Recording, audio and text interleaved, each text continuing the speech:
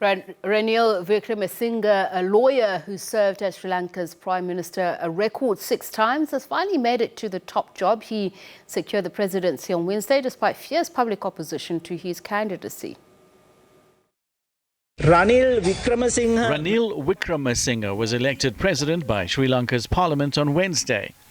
Despite fierce public opposition to the acting president's candidacy, he secured 134 votes in the 225-member House.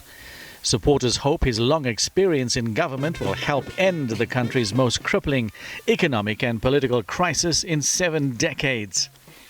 After he was elected, Wickremesinghe spoke of the mass protests that led to the ouster of the previous president, Gotabaya Rajapaksa. The economy of the country today is in a very difficult place. Young men and women are asking for change in the system. There are many problems in the world and we must proceed without getting caught in them. To go forward, we need to come up with a new programme. What the people are asking of us is not old politics. The Parliament must unite in the face of these issues. Many who took to the streets last week had wanted Wickremesinghe gone too, labelling him an ally of the Rajapaksa family. But so far, protests have been muted after the vote. The presidential secretariat that was stormed by a sea of protesters in early July was almost deserted on Wednesday as Wickremesinghe was voted in. Soon after the election result was announced, a burst of chants broke out against Wickremesinghe. It lasted only a few minutes before the small group of protesters left the steps of the secretariat. But some vowed to keep up their protest against the new leader. We won't back down. We won't let this be. We won't settle for any less. Because at the same time, this is exactly what we're fighting for. We're fighting to not settle for any less, and to not be comfortable in the uncomfortable, but fight for what we deserve. Wickremesinghe served as Sri Lanka's Prime Minister a record 6 times and unsuccessfully ran for president twice. His experience in senior government positions and reputation as a shrewd operator should count in his favour as he seeks a way out of the crisis. We're joined now by Dr. Jehan Perera, who is the Executive Director of the National Peace Council of Sri Lanka. Thank you so much for joining us. I believe you speak to us from the capital, Colombo. What is the mood there? Because we understand that protesters are already calling for Wickremesinghe's resignation, that in fact there have been 4 arrested for torching Wickremesinghe's private residence in Colombia. The mood among the general population is quiet because I think the general population would like to give the new president a chance. On the other hand, those who have been leading the struggle out there in front of the president's office and elsewhere, they are very committed to keeping on with the struggle.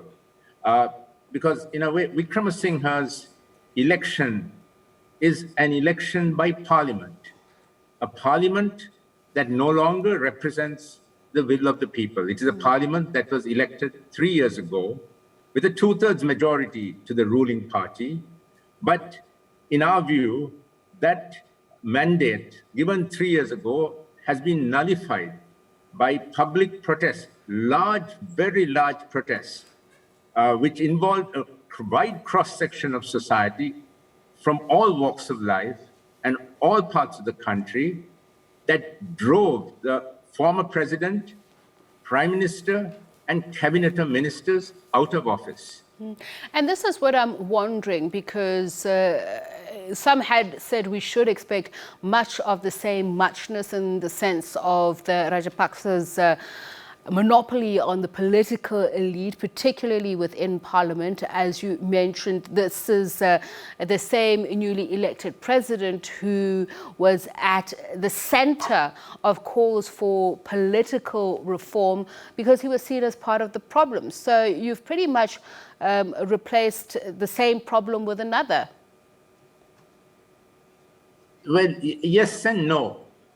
Wickremesinghe was handpicked by the former president presumably because the former president and the government and the Rajapaksa family believed that he would be the best person to stabilize the situation and in effect protect them. But Wickremesinghe has been also a lifelong opponent in political life of the Rajapaksas and their party.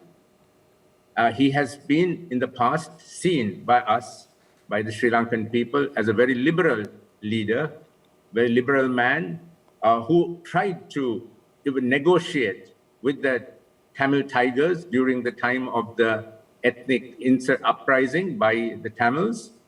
He brought the Norwegian government in as facilitator. He was very courageous in doing that, and we admired him for that. So he also comes in with that past of his. But at the moment, he's also deeply compromised by the fact that he has been put forward and now voted into the office of president by a government that has been totally rejected by the people, in the sense that they were driven out of power by this large people's movement.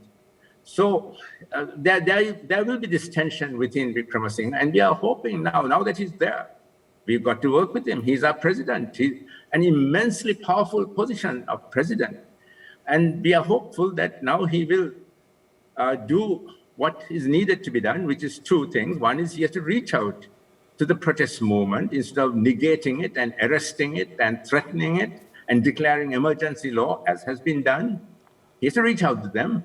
And secondly, he has to also deal with the terrible economic crisis left by the previous government, which in 3 years halved our incomes, and brought about terrible shortages where there are lines of 3 kilometers in front of gas stations of cars, people in cars waiting 3 days, 4 days, 5 days for petrol.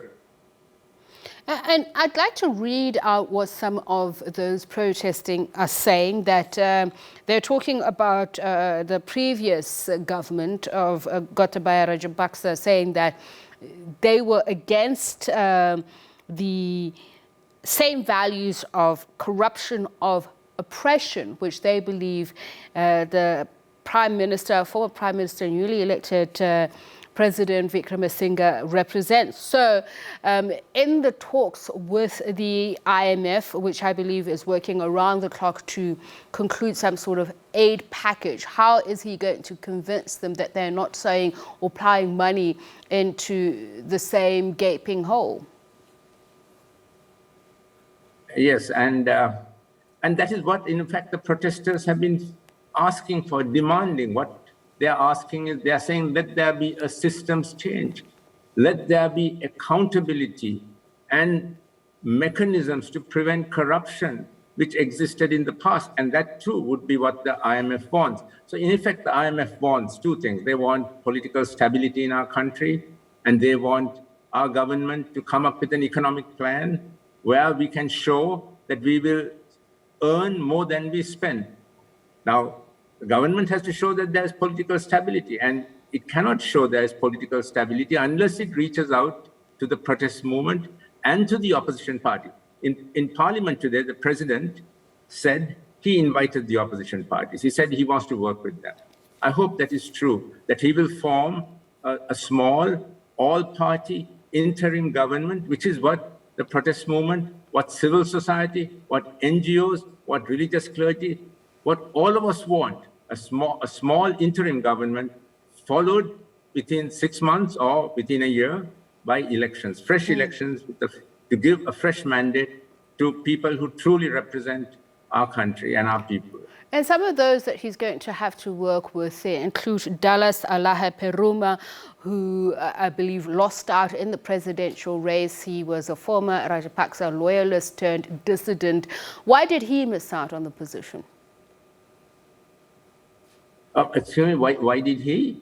Miss out on the position. Why was he unable to clinch the position of president? I mean, the reason is simple, because in this parliament, which we do not think represents our people's aspirations anymore, 2/3 of the MPs belong to the ruling party. And Dallas Perumal was a breakaway from that ruling party. He relied on the opposition. The opposition agreed. The united opposition almost all the opposition parties backed him. But they did not have enough votes in parliament, and therefore they lost. Okay, so just in terms of winning over the will of the people, particularly when it comes to policy making, what should be foremost? To win over the people, I mean, what should be foremost? I mean, the main problem that people are currently facing is the economic problem, that it is really hurting the people very much.